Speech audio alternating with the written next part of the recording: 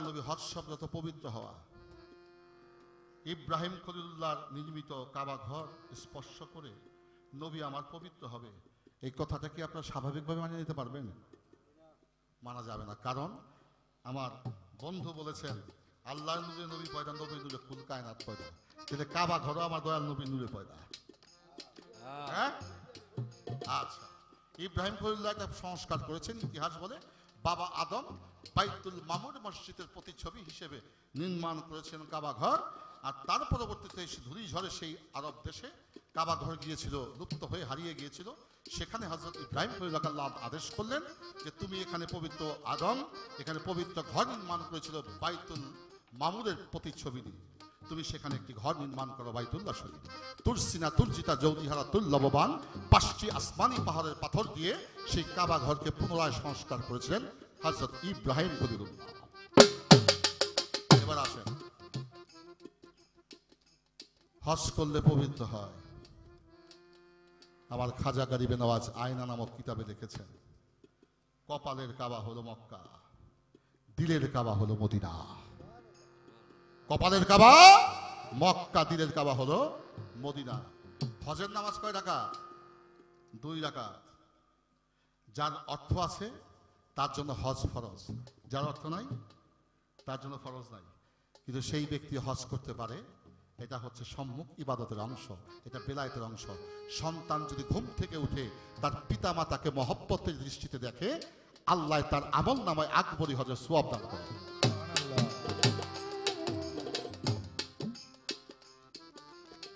কথা তো শেষ না, কথা শেষ না, পালা মাত্র শুরু হয়েছে। 2-4-10 রাত হলে হয়তো বা একটা পর্যায়ে যেতে পারবে। যা হোক, তবে অল্প সময় একটা শেষ পর্যায়ে আমরা নেওয়ার চেষ্টা করব। শেষ বলতে কোনো কিছু নাই, এটা শুরু আছে, শেষ নাই। আমরা শেষ করবো কোত্থেকে? যতক্ষণ পর্যন্ত যা দয়াল বলায় তাই বলার চেষ্টা করব। এবার আমার দয়াল নবী ছিল মাতৃগর্ভে, মা আমেনা, পিতা আব্দুল্লাহ বাণিজ্যে গিয়েছিল শাম দেশে। কিতাবে এলো সমাচার, এর নাম শাম দেশ, এখন সিরিয়া। সিরিয়ার নাম হইল, সিরিয়ার প্রেসিডেন্টের নাম হইল এখন হাফিজ আল আসাদ। দয়াল নবী বেসাল হওয়ার পরে মাবিয়ার পুত্র এজিদ এই মদিনা থেকে ইসলামিক শাসনতন্ত্রের ব্যবস্থাটাকে উড্ডয়ন করে নিয়ে তিনি সেই দামেস্কে রাজধানী করেছিলেন। এটা ইসলামিক হিস্ট্রি। সেই দামেস্ক থেকে এজিদ ইসলামিক শাসনতন্ত্রের বাদশা ঘোষণা করে তিনি মুসলিম জাহানকে চালাইছেন, ইতিহাসে পাওয়া যায়। এবার সিরিয়াতে বাণিজ্য গেলেন পিতা আব্দুল্লাহ। মা আমেনা স্বপ্ন দেখলো, বলতেছি সবাই, মা আমেনার নাকের ফুল গেছে রে হারাইয়া। এই স্বপ্ন দেখিয়া মা জননী 2 চোখের পানি দিছে ছাড়িয়া। কানতে কানতে মা জননী ঘুম গেল রে ভাঙ্গিয়া। বলে কি স্বপ্ন দেখাইলা মালিক রে, আমার স্বামী বাণিজ্যে গেছে গো চলিয়া। এই স্বপ্ন কোন বিবাহিতা মা যদি স্বপ্ন দেখে নাকের ফুল হারিয়ে গেছে, এই স্বপ্নটার লক্ষণ ভালো না। সে পতি হারা হয়ে যায়, সে স্বামী হারা হয়ে যায়।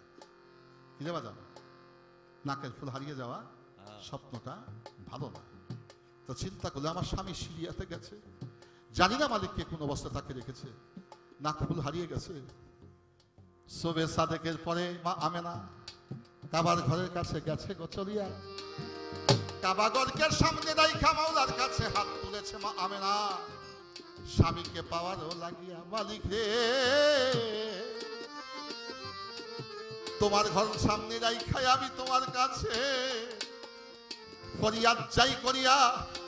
আমার স্বামী আমার গর্ভে 6 মাসের সন্তান রেখে সিরিয়াতে বাণিজ্যে গেছে গো চলিয়া। আজের গভীর রজনীতেই আমি দেখেছি স্বপন, আমার নাকফুলটা হারাইয়া গেছে। এ তোমার কাবা ঘরের সামনে রেখে আমি তোমার কাছে করছি নিবেদন, আমার স্বামী জানমাল তুমি দাও না রে ফিরাইয়া। আমার স্বামী আমার বুকে তুমি দিও নাইয়া দিয়া। এই দোয়া করতে লাগলেন মা আমেনা কাবা ঘরের সামনে চক্ষু বন্ধ করিয়া। 2 চোখের পানি ছেড়ে দিয়ে কাঁদতে লাগলেন মা আমেনা মাওলার কাছে 2 হাত তুলিয়া। কাঁদতে কাঁদতে যখন মা গেল ক্লান্ত হইয়া, দুই চোখের পাতা খুলেছিল মা আমেনা সেই কাবা ঘরের সামনেতে থাকিয়া। তাকায় দেখে কাবা ঘরটা পুরো উপর হইয়া মা আমেনা পেটের দিকে পড়ে আছে। মা আমেনা বলে, কাবা রে, তুই আমার দুঃখ সহ্য করতে পারলি না? সত্যি আমার স্বামী নাই, কারণ পথিমধ্যে বাবা আব্দুল্লাহ ইন্তেকাল করেছে। আর সেই স্বপ্ন মা আমেনা দেখেছে। কাবা ঘর যখন মা আমেনার গর্ভের দিকে পেটের দিকে হারিয়ে হেলে পড়েছেন, মা আমেনা বলছে, কাবা রে, তুই আমার দুঃখ সহ্য করতে পারলি না? আমার স্বামী মনে হয় জগৎ সংসারে নাই। কাবা ঘর থেকে আল্লাহর পক্ষ থেকে আওয়াজ ভেসে আসলো।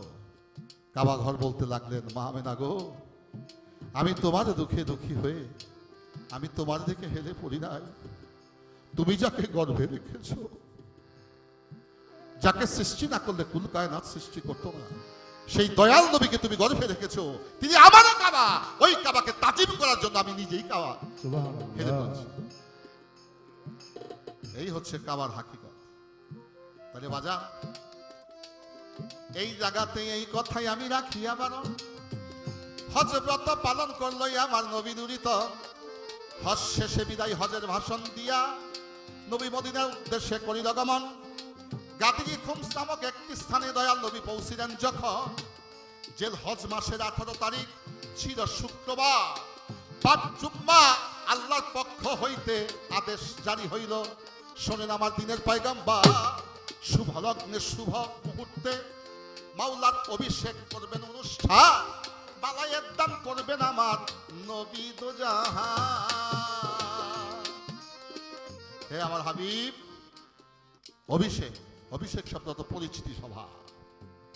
নতুন কমিটি গঠন হলে কে সভাপতি, কে সেক্রেটারি, কে কোষাধ্যক্ষ, কে প্রচার সম্পাদক, কে কালচার সেক্রেটারি, এটা প্রচার পরিচয়পত্র হয়, এটাকে বলে অভিষেক অনুষ্ঠান। সেই জায়গাটাকে বলা হলো অভিষেক অনুষ্ঠান। অভিষেক অনুষ্ঠান করিয়া মালায়ের আপনি দান হইল পেরেশান। কান্দে নবী যারে যারে হইয়া কাত, মাওলার প্রতি রজু হইলেন আমার দিনের পয়গম্বর, আমার দিনের পয়গম্বর, দিনের পয়গম্বর, দিনের পয়গম্বর। আবার আদেশ এলো, হাবিব বিলম্ব হচ্ছে কেন? এই মুহূর্তে আপনি মালায়ের দান করতে হবে, মাওলার অভিষেক অনুষ্ঠান নবী করলেন না। কিছু সময় পরে আবার একটু রাগান্বিত স্বরে মাওলা বললেন, হাবিব, আপনি এই মুহূর্তে এই অবস্থায় যদি মালায়ের দান না করেন, তাহলে এই জনসম্মুখ হইতে আপনাকে আমি উঠাইয়া নিয়ে আসব। দয়াল নবী বিচলিত হয়ে গেলেন। তার ভক্তবৃন্দকে আদেশ করলেন, তোমরা একটি মঞ্চ তৈরি করো, কিছু ভোটের গদিকে একত্রিত করে চেয়ার টেবিল না একটা মঞ্চ তৈরি করলেন। এই মঞ্চে উঠলেন দয়াল নবী, ডাকলেন হযরত আলীকে, ডাকলেন মা ফাতেমাকে, ডাকলেন ইমাম হাসানকে, ডাকলেন ইমাম হোসাইনকে। পশ্চিমে একটি চাদর দিয়ে, রুমাল দিয়ে 5 জনকে বন্ধন করলেন। আল্লাহর হাবিব ঘোষণা করলেন, সৃষ্টির পূর্বে আমরা এই 5 জন ছিলাম, সৃষ্টিতে পাক পাঞ্জাতন আছি, সৃষ্টি যখন লুপ্ত হয়ে যাবে তখন এই পাক পাঞ্জাতন আমরা থাকবো।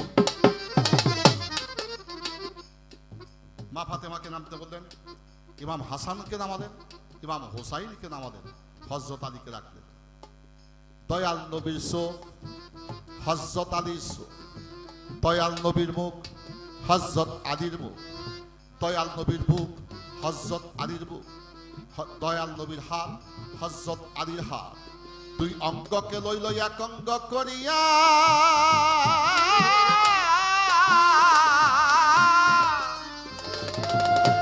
এই বুকের বেলায়েত দান করেছিল আলীকে দয়াল নবীর পবিত্র বুক দিয়া।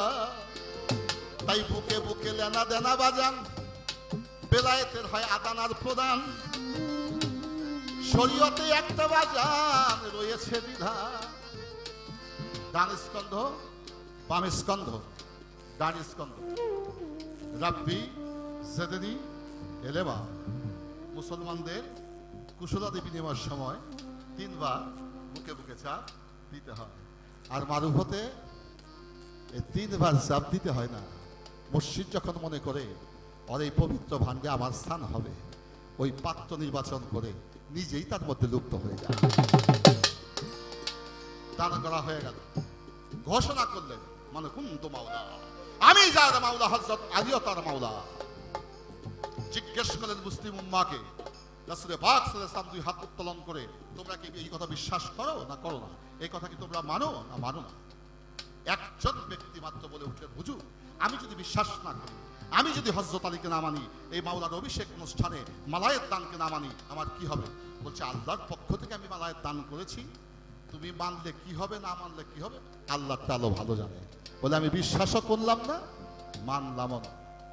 কানা ঘষি শুরু হয়ে গেল। সুযোগ পাইছে, আল্লাহর কুদরতে বিদ্যুৎ চমকায় ঠাঁটা পড়লে ওই লোকটার উপরে, ওই লোকটি বজ্রপাতে সে ছাই হয়ে গেল মুহূর্তের মধ্যে। যাদের অন্তরে বিন্দুমাত্র সন্দেহ ছিল, এই অপমৃত্যু দেখে তারা কম্পিত হয়ে গেল, ভয় পেয়ে গেল। আর কেউ বিদ্রোহ ঘোষণা করলেন না। সেখানে 4 দয়াল নবী এবং হযরত আলী সহ 4 খলিফাও ছিল। সেখানে সবাই মাওলা আলীকে মেনে নিয়েছিল বেলায়েতের বাদশাহ হিসেবে। এখন যদি দয়াল নবীর বেলায়েত প্রাপ্ত, সেই তো খলিফা হবে। কিন্তু দয়াল নবী যখন বেসাল হয়ে গেল, বয়সের তারতম্য দেখায় হযরত আলীকে আউট করে হযরত আবু বকর সিদ্দিক ক্ষমতার মস্তক দখল করলেন। এটা হচ্ছে ইসলামিক ইতিহাস এবং হিস্ট্রি। এই ছিল ঝামেলা। এই তো তার প্রথমবারের প্রশ্ন কইরা দিলাম সে। এবার নবুয়তের যাইয়া বাজারে একটা মাত্র প্রশ্নই আমি করিব বিশেষ। কোরআন নাজিল হইল দয়াল নবীর উপরে 40 বছর বয়সে। আরে দয়াল নবী নিজেই কোরআন, দয়াল নবী নিজেই কোরআন। সকালে কইলে হয় কোরআন, বিকালে কইলে হয় হাদিস। ব্যক্তি একজন, ভাষা একটা, গলা স্বর একটা। খালি সকাল আর বিকালের কারণে সকালে বললে হয় কোরআন, বিকালে বললে হয় হাদিস। বিষয়টা কি? এর মধ্যে বিরাট হাকিকত লুকায়িত আছে। যদি প্রসঙ্গ আসে আমি সে প্রসঙ্গে বক্তব্য রাখার চেষ্টা করব। আমার প্রশ্ন সেই জায়গায় নয়। ইউসুফ নবী কি দয়াল নবীর আগে আসছে না পরে আসছে? আগে আসছে। হযরত ঈসা আলাইহিস সালাম, ঈসা নবীর মা মরিয়ম আগে, মুসা আলাইহিস সালাম আগে। 312 জন নবী, 1,24,000 পয়গম্বর সবাই দয়াল নবীর আগে আসছে। আমার এখানে একটা প্রশ্ন আলোচনার জন্য। আজকে এখানে গান হবে। এই গান যদি ভালো হয় ভালো বলবেন আপনারা, খারাপ হলে খারাপও বলবেন। গানই যদি না হয় ভালো মন্দ বলবেন কেমনে? তাইলে আল্লাহ বলেছেন এই আসমানি কিতাব লৌহে মাহফুজে সংরক্ষিত ছিল। আসমানি কিতাব লৌহে মাহফুজে সংরক্ষিত ছিল। বাউল গানের সচরাচর যে আলোচনা হয় আমাকে সেটাই করতে হবে। তাহলে ঘটনাই ঘটে নাই, কিন্তু পবিত্র কোরআন লৌহে মাহফুজে এই সৃষ্টি জগৎ সৃষ্টি হওয়ার পূর্বে সংরক্ষিত কিভাবে ছিল? বাজার প্রশ্ন আসতে পারে না? আরিফ দেওয়ান জন্ম হইলই নাই, এটা চোর হইব না সাদ হইব আওয়ার পরে শোনায়। আরিফ দেওয়ানের বাপেও বিয়া করে নাই, মারও বিয়া হয়, গর্বেও জানে দুনিয়াতে আসে নামও নয়। কিরে বাবা, বাবা আমার বিয়ে হবে, গর্বে যাবে, সন্তান আসবে, তারপর চোর হোক, গায়ক হোক আর গায়িকা হোক, পরিচয় হবে পরে। কিন্তু পৃথিবীর কোনো কিছু সৃষ্টি হয় নাই। এই পবিত্র আসমানি কিতাব, যে কিতাব দয়াল নবীকে দান করা হয়েছিল, লৌহে মাহফুজে সংরক্ষিত হয়েছিল। আমার শুধু প্রশ্ন, ঘটনাই পৃথিবীতে ঘটে নাই, এইটা কিভাবে লৌহে মাহফুজে সংরক্ষিত ছিল? এই লৌহে মাহফুজের কথাটা বলতে পারলেই বোঝা যাবে যে বেলায়েতটা কি আর নবুয়তটা কি।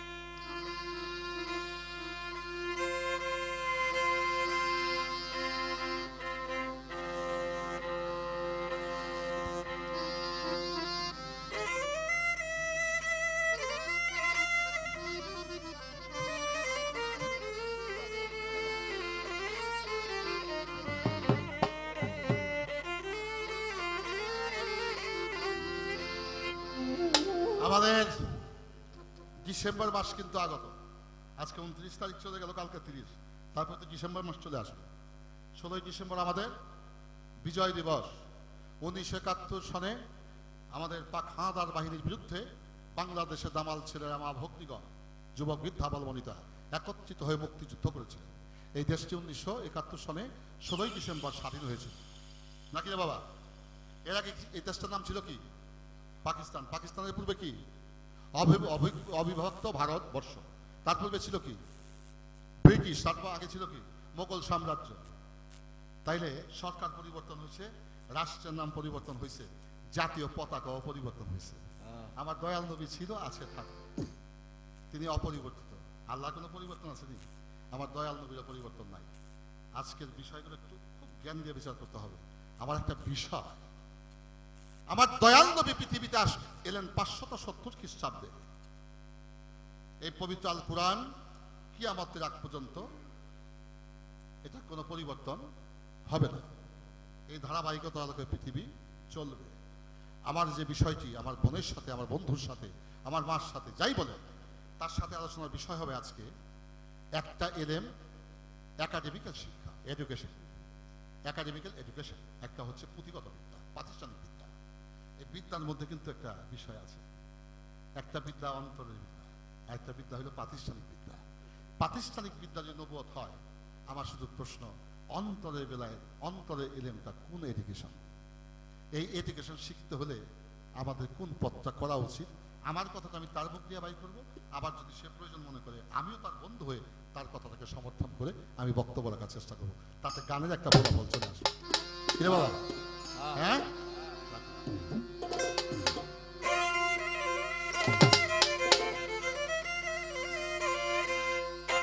লাহুত নাসুদ বলকুনি জামরুত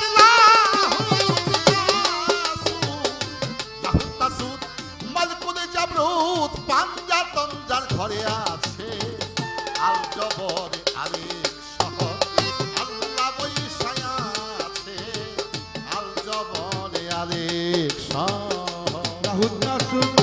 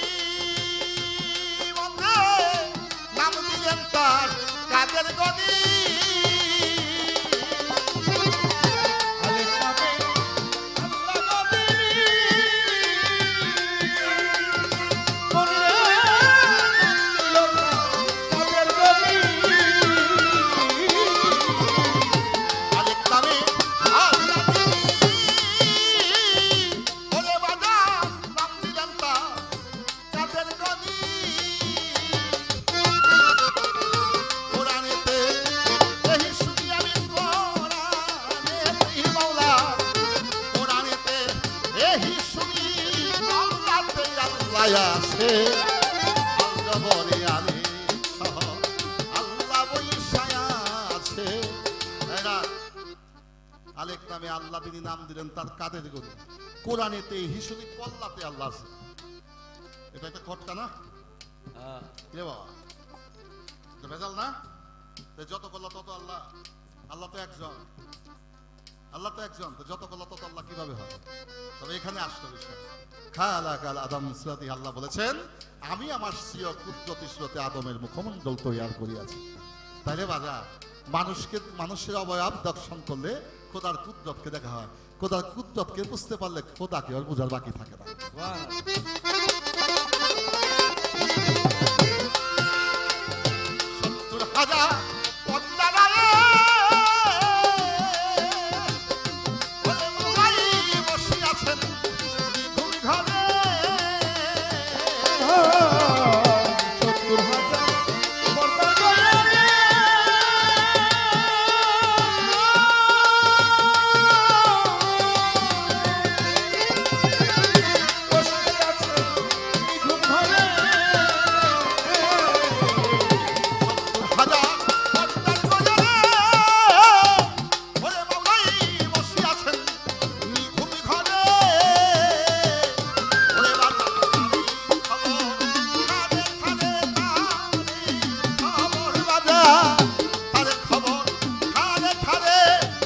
চম্পাইতে আছে আল জবরে আলেক শহর আল্লাহ বৈশায়া আছে আল জবরে আলেক শহর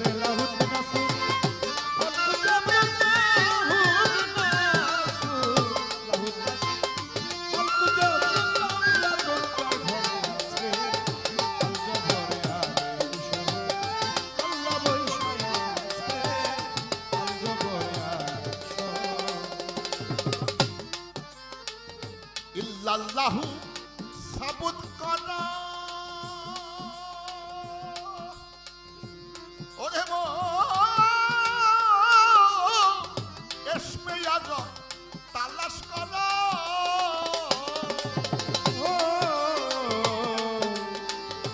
ইল্লাল্লাহু সাবুত করা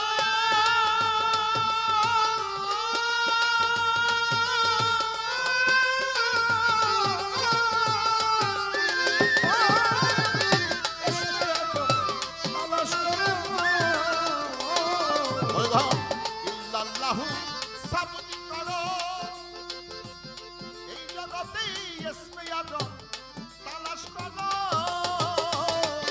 দরবেশ আলেপ চান কয় মুর্শিদ ধরো আলেপ চান কয় দেওয়ান আলেপ চান কয় মুর্শিদ ধরো ভেদ বাতুন গোপন আছে আল জবরে আলেপ শহর আল্লাহ বৈশায়া আছে আল জবরে আলেপ শহর লাহুন নাসুর মলকুল জাবরুল্লাহ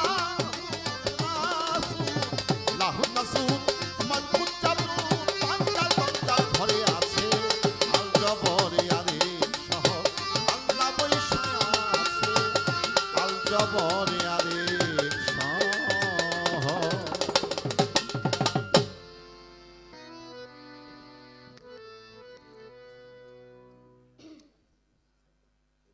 আমার নবীজি এখনো মায়ের গর্ভেই যায় নাই, এখনো ভূমিষ্ঠই হয় নাই। আমি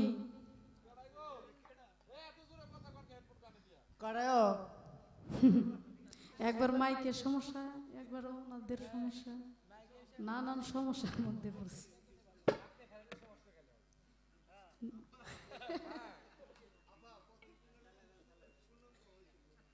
হ্যাঁ হ্যাঁ, যাই হোক, আমি এখন আগে একটি গান করি, তারপরে অনেক কথা রয়ে গেছে। আসলে এত কথা সমাধান করা সম্ভব না, যেটা না বললেই নয় সেই কথাটাই বলবো। তারপরে আপনাদেরকে একটা ভাবের দরিয়ায় নেবার চেষ্টা করব। আগে গানটা ধরি।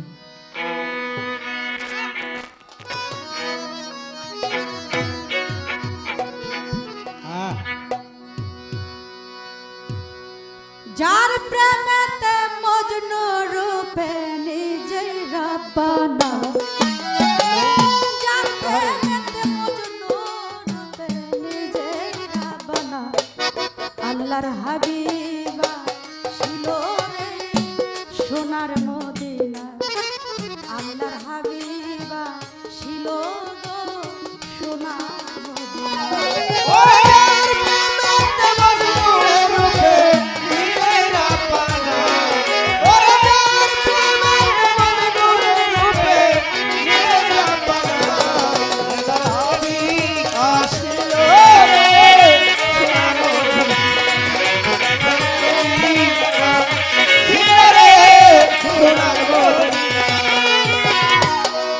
দেখে রবি শশী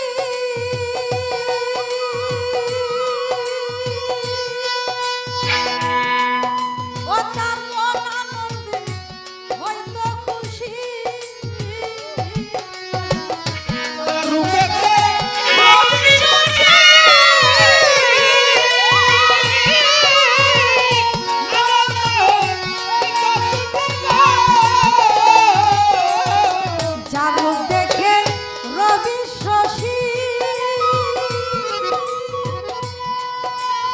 তার মন আনন্দে হয়তো খুশি। বনের পশু নবী চিনল আমরা চিনলাম না,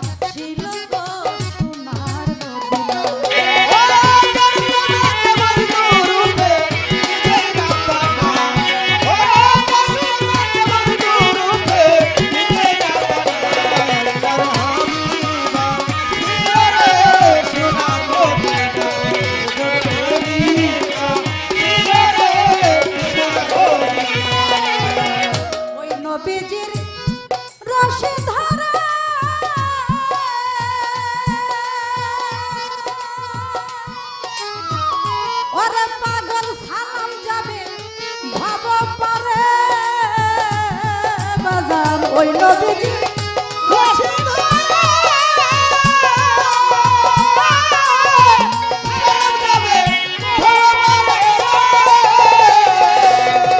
ওই নবীজি রশি ধরে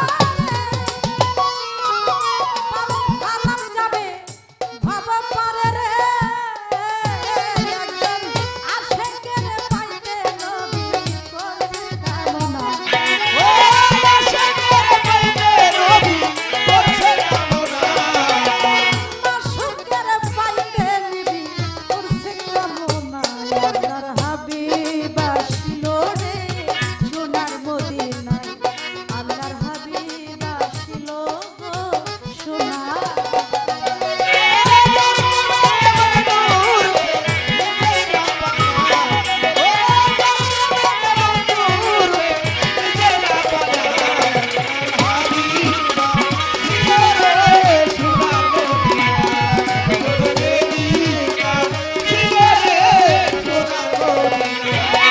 ভাব লাগাইয়া দিল মনে রে বড় ভাব লাগাইয়া দিল মনে রে বড় ভাব লাগাইয়া দিল মনে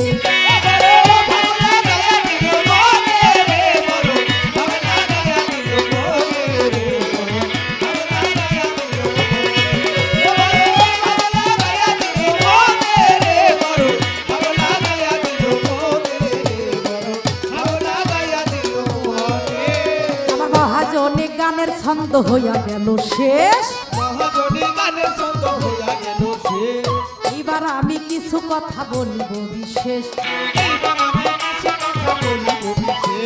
ধর্ম সবাই আছেন যারা সালাম জানাই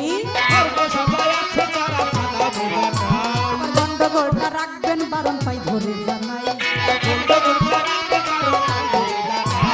তাহার কাছে প্রশ্ন ছিল আসরের ভিতরে আরে ভালোভাবে জবাব করলো ধর্ম সবার তরে আর আমার কাছে প্রশ্ন করে জানিবার লাগিয়া জবাব দিব দাঁড়াইয়া দাঁড়াইয়া প্রশ্নের জবাব করবো আমি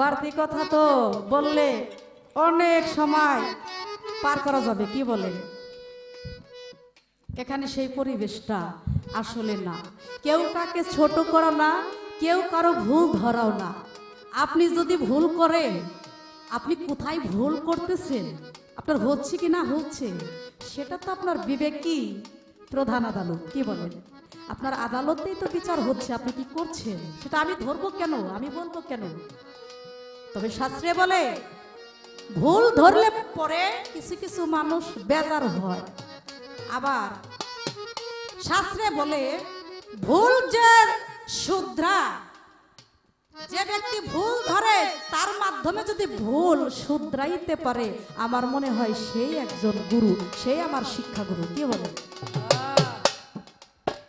এখন আমরা মানুষ আমাদের মতভেদ নিয়ে আমরা চলতেছি আমরা জানতেছি এই কথাটা আমার জন্য প্রযোজ্য না আমি যাই না শুই না ওইটি আমি করতেছি আমি জানি বিষ খাইলে আমি মরবো তারপরেও আমি জানি না শুনে ওই বিষ পান করতেছি তাহলে এইটা তো আর আল্লাহর কোনো দোষ না কি বলেন ওইটা তার নিজেরই দোষ এই জন্য কথাটা আমি বললাম আজকে যে পালাটা হয়েছে এখানে আমি যে গুণী শিল্পী সে আমার অনেক শ্রদ্ধেয় সে যাই বলে সে যেটাই বলে সেটা আপনাদের মনোযোগ্য কারণ ওর নামটা হলো আরিফ দেওয়ান কি ঠিক আছে না আরিফ দেওয়ান আমি যাই বলি আরিফ দেওয়ান দাঁড়ায় হ্যালো বলবো শেষ। তাই তো কি বলেন এত গুণীজন, এই জন্যই তো আমি বলছি আমি একটা প্রশ্ন করে তার ওজন করি। বলছিলাম না এই কথাটা লাইগে হ্যাঁ খুব খেপছে, একা একাই রাগ হইয়া হ্যার রাগ একাই ভেঙে গেছে। আমি একটু কাউন্টার রাখতে চাইছিলাম, তো সে রাগ করে আবার সেই বলছে যে পেট মোটা হইলেই দারোগা হয় না, বলছে না কথাটা? বলছে শিরিন দেওয়ানের থেকে আমার ওয়েট মানে আমার ওজন অনেক বেশি, 3টারও সমান। তো যে ব্যক্তি এই কথা নিজে বলে তার আর কিছু বলা যায় না, তার কিছু কিন্তু বলা যায় না। এটা হলো পরীক্ষার জায়গা। পড়াশোনা তো আছে বাড়িতে, কি বলেন, পড়াশোনা আছে বাড়িতে, আর প্র্যাকটিক্যালে মাস্টারে প্রশ্ন করে কিসের জন্য, পরীক্ষা নেয় তার মনে আছে কিনা, নাকি? তো এইটা হলো পরীক্ষার জায়গা বাজান। এখানে কখন সে আমার কাছে মাস্টার হয়, কখনো আমি তার কাছে মাস্টার হই, কথা ঠিক কিনা বলেন? এই দুইজন শিল্পীর আপনারা এনেছেন না বায়না করে, এক সময় তাকে আমি প্রশ্ন করি তখন আমি মাস্টার না, আর সে আবার কিন্তু আমারে প্রশ্ন করে তখন কিন্তু সে মাস্টার। এই জন্য বললাম কখনো আমি মাস্টার কখনো সে মাস্টার। তাহলে আপনি প্রশ্ন করে আমারে ওজন করেন, তাহলে আমি আপনারা প্রশ্ন করে আপনার ওজন করছি, তাতে এটা খেপার কি বলেন? আজকে তো পরীক্ষা দুইজনের, নাকি? এই যে হাকিম যারা বসে রয়েছেন আপনারা হলো বিচার বিশ্লেষণ করবেন দুইজনে আসলে কি বলে, তাই না? তারপরে আবার বলতেছে কি, শিরিন দেওয়ান আমি অত কথা বুঝি না, হ্যাঁ 3 টাকার ভয় থেকে মতো কথা কইও না, হ্যাঁ আমার ওজন কি, আমারে মাপার কি? শোনেন শোনেন, নদীতে কতখানি পানি আছে, আসল ডুবারি হইলে সে কিন্তু বুঝতে পারে এই নদীতে কতখানি পানি আছে। যে ডুবারি হইতে পারবো না, আসলটা হইতে পারবো না, সে কিন্তু আর বুঝবো না যে এখানে কতখানি পানি আছে। আমি যখন আপনার প্রশ্নটা করছি, এখানে জ্ঞানী মানুষ সবাই বসে রয়েছে, আমার মতো শিল্পীরে তত্ত্বশাস্ত্র দিয়ে কিনে নেওয়ার মতো অনেক মানুষ এখানে বসে আছেন। আপনিও অনেক গুণী, আমার থেকে অনেক আগের থেকে গান করেন, পড়াশোনা করেন, আমিও গান করি, আপনি করেন, কিন্তু এখানে জ্ঞানী মানুষ সবই বোঝে। এতটুকুই বললাম। কে কি বলতেছি, যেভাবে বইলা দর্শককে সন্তুষ্ট করা যায়, দর্শক যদি সন্তুষ্ট হয় তাতে এখানে আমাদের কোনো সমস্যা নাই, কি বলেন? আমাদের কোনো সমস্যা আছে? আমার নবীজির গুণগান আমি গাইতেছি, আপনিও গাইতেছেন, এখানে ছোট বড় আর কি হলো? ছোট বড় করার কোনো কিছুই এখানে হয় নাই। আমি ছোট বড়র কোনো সাবজেক্ট আমার মনে হয় তুলি নাই, যে আমার বেলায়াত ছোট বা নবুয়ত বড় বা নবুয়ত ছোট বেলায়াত বড়, এমন কোনো প্রশ্ন আমি তুলছি কিনা বলেন আপনারা? বলছি আমি? আচ্ছা আচ্ছা বাজায়েন না বাবা। আচ্ছা এই কথাটা উনি কেন বললেন? এটা কি তার মন গড়া কথা? আমি তো কাউকে ছোট করে দেখি নাই, কাউকে বড় করে দেখি নাই, আমি তো বেলায়েতকে বড় করেই দেখছি, জানছি বেলায়েতের গুণে বেলায়েত বড়, নবুয়তের গুণে নবুয়ত বড়। বেলায়েত বলেন আর নবুয়ত বলেন, এই দুইজনের ভিতরে নবী কখন কোন রূপ ধারণ করছে, তাই না? নবুয়তের যুগে নবী কি করেছেন, কোন রূপে ছিলেন, তাই না? আর ওই একই নবী বেলায়াতের মধ্যে আসলেন, এখন বেলায়াত করতেছেন, এই বেলায়াতরা আসলে জারি করলো কে? তো এ পাশ থেকে একজন ব্যক্তি বলতেছে, উনি বলতেছেন একটি কথা, আরিফ দেওয়ান সাহেব, যে বেলায়েত আর খেলাফত আর নবুয়ত কিন্তু এক না। বাড়ি দেন বাবা।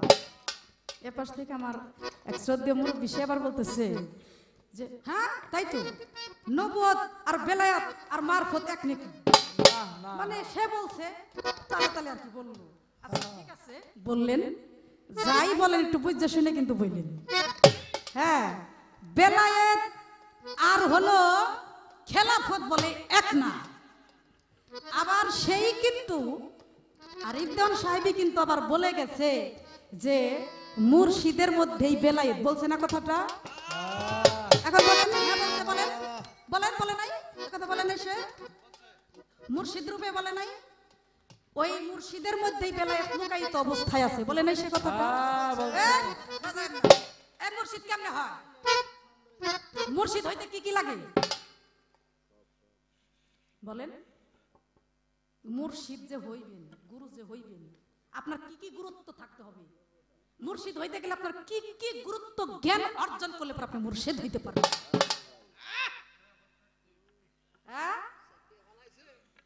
রাইট, রাইট কথা বলছেন। তাহলে বেলায়েত আর খেলাফত এক হইল না কেন?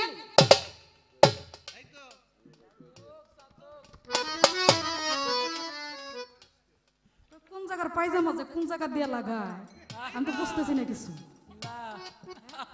ছোট মানুষ দেখে আমারে কি জানি একটা মনে করতেছি। মুর্শিদ কে হয়?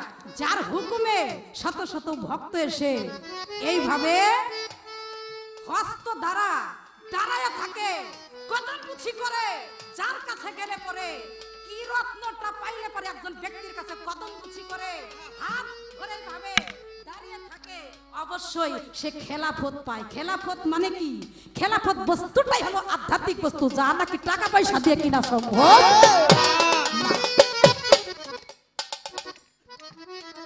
তাই এখন আমি এই পর্যন্তই রাখলাম কথাটা। এজন্য তো আমি প্রশ্নটা করছিলাম। যাক, বড় শিল্পী, গুণী শিল্পী, আমরা তো 3 টাকার শিল্পী। আর কি বলবো ভাই, আপনি আমার মা বলেন, কিন্তু আমি কিন্তু আপনার ভাই বলি, অনেক আগে থেকেই বলি। তারপরে আবার বলে মা হন আর বোন হন, যাই হন আপনি আছেন, সমস্যা নাই। নারী তো বহুরূপী, নারী তো বহুরূপী। নারী শঙ্খিনী, নারী পদ্মিনী, নারী হস্তনী, নারী মা, নারী সতী, নারী বোন, নারী খালা, নারী কখনো কখনো স্ত্রী। কথা সত্য বলেন আপনি, সমস্যা নাই, আমাকেই তো বলবেন, আমারে দিয়েই সবকিছু। যাই হোক, এখানেই বললাম। আরেকটি কথা বলেছে, আমার নবীজি কখনো ছোট না, কখনোই নবীজি ছোট না। খোরাকি তো দিমই বাবা, খোরাকি তো দিমই, হপাই 2টা বাজে। ঠিক আছে, খোরাক বাবলা গায়া গেল মনে রে বড়, বাবলা গায়া গেল মনে রে বড়, বাবলা গায়া গেল মনে, ও বাবলা গায়া গেল মনে রে বড়, বাবলা গায়া গেল মনে রে বড়, বাবলা গায়া গেল মনে। মুসলিম শরীফে বর্ণিত করা হয়েছে, আমার আল্লাহ তাআলা আমার নবীজিকে সৃষ্টি করার, মানে নবীজিকে সৃষ্টি করার 50,000 বছর পূর্বেই নবীজির নাম রেখেছিল খাতেমুল আম্বিয়া। আর এই খাতেমুল আম্বিয়া তার নাম রেখেছিল, শুধু তাই না, লাহ মাহফুজে খাতেমুল আম্বিয়া তার নাম রেখে সমস্ত নবীদের নফসাকে সৃষ্টি করে আমার আল্লাহ তাআলা সেই মুসলিম শরীফে প্রমাণ করে আমার আল্লাহ তাআলা সমস্ত নবীদের সেই নফসাকে সেদিন প্রশ্ন করেছিল, হে নবীরা শুনে রাখো, তোমাদের পরে যদি আমি আমার হাবিবকে প্রেরণ করি তাহলে তার প্রতি তোমরাও ঈমান আনিও। আমার সেই নবী মায়া মাইনা গর্বে যখন ছিলেন, সেখান থেকে অনেক অলৌকিক ঘটনা হয়েছিল। ভূমিষ্ঠ হওয়ার সাথে সাথে আমার নবীজি সেজদায় রত ছিলেন, ভূমিষ্ঠ হওয়ার সাথে সাথে সেজদায় রত হয়ে আমার নবীজি প্রথমেই পড়েছিল সেই কালেমা তাইয়্যিবা, কালেমা লা ইলাহা ইল্লাল্লাহু মুহাম্মাদুর রাসূলুল্লাহ। তিনি কালেমা পাঠ করলেন। আমার নবীজির রূপ ছিল উজ্জ্বল বরণ, এমন অলৌকিক রূপ ছিল যা অন্য কারোর সাথে মেশাল দেওয়া সম্ভব না। আমার নবীজির এমন রূপ ছিল, আমার নবীজির তাই না শুধু তিনি পাক পবিত্র অবস্থায় ছিল, আমার নবীজি ডিম্বের আকারে ছিল, তার পৃষ্ঠার মধ্যে নবুয়তের চিহ্ন ছিল। বলেন সুবহানাল্লাহ।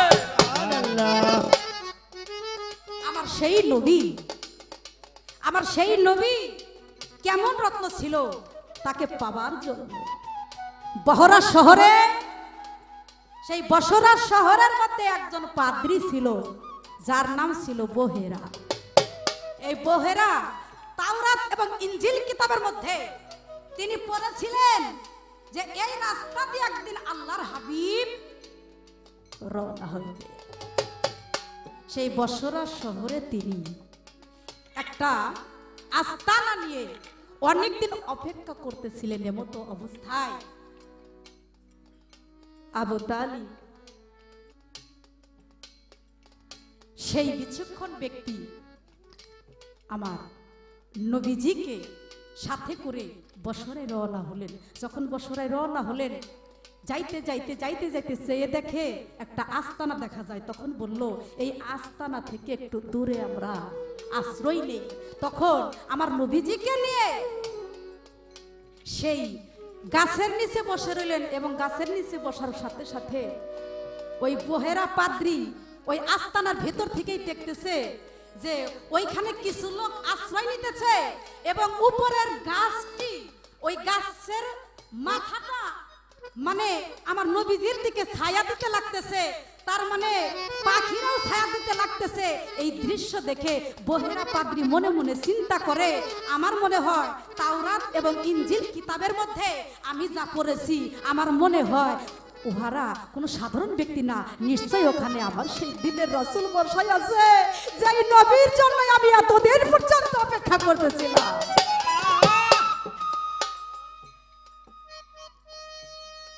আমার সেই নবীর জন্য অপেক্ষা করতে করতে করতে করতে তার দেখেন কেমন ভাগ্য, সে বুঝতে পারলো, একটু কাছে যাইয়া দেখে তারা তখন দাওয়াত করলেন। দাওয়াত করার পর সে আব্দুল মুতালিব কি করলেন, তিনি বললেন তোমার দাওয়াতে যাব। তখন দাওয়াতে গেলেন আস্তানার মধ্যে। যাওয়ার পর বহেরা পাদ্রী বলতেছে, আমি তো দাওয়াত আপনাকে একা দেই নাই, আপনি একা কেন আসছেন? আপনার সাথে যে একটা শিশু ছেলে আছে, তারে রাইখাইছেন কেন? তারেও নিয়ে আসে। তখন আবার ঘুরে যায়া আবার আমার মোহাম্মদকে সাথে করে দাওয়াত খাওয়ার জন্য আসে। আর বহেরা পাদ্রী তার বেশভূষণ দেখেই চিন্তা করছিল এটাই দিনের নবী। সে যখন আসতেছিল তখন পাখিরা তাকে ছায়া দিতে দিতে দিতে দিতে ওই বহিরা পাদ্রীর কাছে আনতেছিল, এবং তিনি ওই পৃষ্ঠের মধ্যে একটু লক্ষ্য করেছিল, যেই লক্ষ্যটা অন্য কেউ করে নাই। ওই পৃষ্ঠের মধ্যে লক্ষ্য করেছে, দেখে যে উনি তাওরাত ইনজিল কিতাবে যা করে দেখেছে যে মোহরের নবুয়ত একমাত্র দয়াল নবীজির পৃষ্ঠের মধ্যে থাকবে, আর ওই মোহরের নবুয়তের মধ্যে যদি কেউ চুম্বন করতে পারে তার 14 পুরুষ জান্নাতে যাবে। বলেন সুবহানাল্লাহ। পৃষ্ঠের মধ্যে ছায়া দেখে মোহরের নবুয়ত, আর ওই মোহরের নবুয়ত ওই বহেরা পাদ্রী চুম্বন করেছিল। বলেন সুবহানাল্লাহ। তাহলে আমার নবী যে কেমন, আমার নবীর সাথে কারোর সাথে কি কখনো তুলনা করা যায়? তাই তো বলে যে আমার নবীকে বনের পশু চিনে, কিন্তু আমরা মানুষ নবীকে চিনতে পারি না। নবী কেমন ছিল? যার রূপ দেখে রবি শশী তারা খুশি হয়েছিল, যেই নবীর জন্য সমস্ত কিছু পাগল। আমার আল্লাহ নিজেই আমার নবীর জন্য পাগল। আমরা সেই নবীকে চিনতে পারি না, জানতে পারি না আমাদের নবী কেমন। আমার নবীর গুণগান অনেক করতে পারবো, তবে আমার কাছে একটি প্রশ্ন করছে। এখন আমি যদি মীমাংসাটা না করি তাহলে তো আসলে আপনারা মনে করবেন এই তো কথার মীমাংসাটা করলো না। আর প্রশ্নটাও কোরআন নিয়ে করছেন। এখানে একটু সময় নিয়ে আমি আলোচনাটা ভেঙে দেই, যদিও আপনাদের কষ্ট হয়। কি বলেন সবাই? তারপরে ভাবের দরিয়ায় তো যাবই বাবা। শোনেন বাবা, একটা হলো জাহেরি আর একটা হলো বাতেনি। কেউ কোনোদিন বাতিনি এলেম নিয়ে নিজেকে জ্ঞানী মনে করতে পারবে না। জাহেরি এলেমের দরকার আছে, বাতিনি এলেমেরও দরকার আছে। আমার নবী আওয়ালে আখেরে জাহেরে বাতুনে উনি 4 যুগের নবী, আমার নবী সব জায়গায় আছে। তদ্রুপ সেই দিকে লক্ষ্য রাখবেন। মানুষের 2 ফোঁটা চোখের পানি ঝরার পর আর কিছু থাকে না? আর কিছু থাকে? আর চোখের পানিটা ইচ্ছা করলেই বের হয় না। একটা কথার প্রসঙ্গ টেনে, একটা কথার মাধ্যমেই মানুষের চোখের পানি আসে, তাই না বাবা? সহজে একজনকে মারবেন, কাঁদবে না। কিছু কিছু কথা আছে বাজান, বললে কলজার মধ্যে লাগে যায়। ওটার একটা সময় আছে, স্থান কাল পাত্র ভেদ বুঝে শুনে সেটা বলতে হবে। আমরা শিল্পী হয়েছি, আমরা চাই দর্শককে খুশি করার জন্য, আমরা চাই দর্শককে আনন্দ দেওয়ার জন্য, ভক্তরা যেন কষ্ট না পায়। একজন শিল্পী সবার কাছে প্রিয় হয় না, একজন শিল্পীর গান সবার ভালো লাগে না, একজন শিল্পীর কথা সবাই শুনতে চায় না। মহৎ অনেক প্রকারেরই আছে, সব মহতের জন্য গান না, সব মহতের জন্য ইবাদত না। ইবাদত জিনিসটা অনেক ত্যাগের ব্যাপার। এবার আমাকে বলেছে পবিত্র কোরআন শরীফ লাহ মাহফুজে গচ্ছিত ছিল, এখনো আছে। সেটা কিভাবে গচ্ছিত আছে? সেই লাহ মাহফুজটা কোথায়? এটা তোমার কাছ থেকে আমি শুনতে চাই। এখন আমি যদি এক কথায় জবাব দিয়ে দিই তাহলে লাগবে মাত্র 1 মিনিট, তাতে সারাংশ কিছুই বোঝা যাবে না। পবিত্র কোরআনের পরিচিতি কি এটা বোঝা যাবে। শুধু কি লাহ মাহফুজে সেটা গচ্ছিত ছিল? সেই পবিত্র কোরআন শরীফটা কি শুধু লাহ মাহফুজেই ছিল? লাহ মাহফুজেই যদি এই পবিত্র কোরআনটা থাকতো তাহলে এই মানুষের কাছে, এই মানুষের দেহের ভিতরে একটা লাহ মাহফুজ আছে, এই মানুষের কাছে আসছে কিন্তু এই কোরআন। এই মানুষের কাছে, অন্য কারো কাছে কিন্তু কোরআন আসে নাই। এই মানুষ লাহ মাহফুজের কাছে গচ্ছিত আছে, এটা তো শুনতে চাচ্ছেন। কিন্তু এই লাহ মাহফুজে এই কোরআনটা আসার আগে পবিত্র কোরআনের কালামগুলো তো আমার সেই লাহ মাহফুজে আল্লাহর কাছেই গচ্ছিত ছিল, তাই না? এখন আল্লাহর কাছেই যদি গচ্ছিত বাবা থাকতো তাহলে কি কোরআন থেকে আপনারা জ্ঞান অর্জন করতে পারতেন? বলেন, আপনারা পারতেন? ওনার কাছেই যদি জমা থাকতো পারতেন না। এই জন্য কিছুটা ওনার কাছেই গচ্ছিত রয়েছে, আর কিছুটা এই মানবের শিক্ষার জন্য নবীর মাধ্যমে প্রেরণ করেছে।